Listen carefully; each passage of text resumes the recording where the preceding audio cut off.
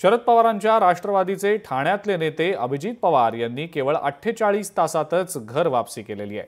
2 दिवसांपूर्वी अभिजित पवार यांनी राष्ट्रवादीमध्ये प्रवेश केला होता। त्यानंतर अवघ्या 48 तासात त्यांनी पुन्हा एकदा आव्हाडांसोबत आपण शरद पवारांच्या राष्ट्रवादीमध्ये परतत असल्याचं सांगितलं। राष्ट्रवादीत प्रवेशासाठी आपल्यावर दबाव होता असा गौप्यस्फोट अभिजित पवारांनी केलेला आहे। नजीब मुल्ला यांनी पक्ष प्रवेशासाठी आपल्याला ब्लॅकमेल केलं, पण त्या ब्लॅकमेलिंगला मी आता बळी पडणार नाही। माझी एवढीच चूक झाली की मी आव्हाडांशी बोलायला हवं होतं, पण मी तणावात होतो असं अभिजित पवारांनी म्हटलंय।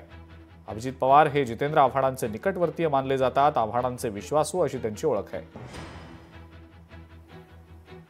साहेबांचा फोन आला नसता तर 22 तारीख अल्टिमेट होती, त्या 22 तारखेनंतर मी आत्महत्या केली असती, एवढा माझ्यावरती प्रेशर। 22 तारखेला जो झालेला प्रकार होता, ज्या प्रकार आधी झालेला होता, त्या 22 तारखेला मी आत्महत्या केली असती असा हा सर्व चावळा गोंधळ होता।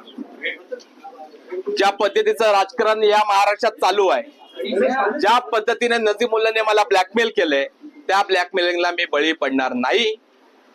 माझी एवढी चूक झाली की मी साहेबांशी बोलायला पाहिजे होतं, पण मी एवढ्या डिप्रेस मध्ये होतो,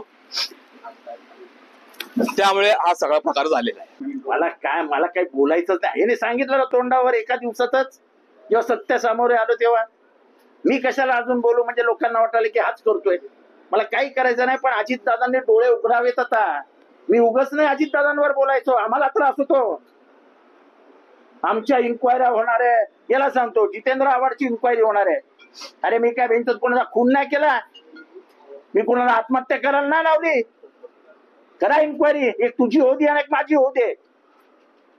त्या 2 पोरींच्या ज्या शाप आहेत ना, ते आयुष्यभर तुला लागतील। तू पण एका पोरीचा बाप आहेस। काय किती जणांना बर्बाद करणार तुम्ही? लोकशाही मराठी ऐका, पहा, जागरूक रहा।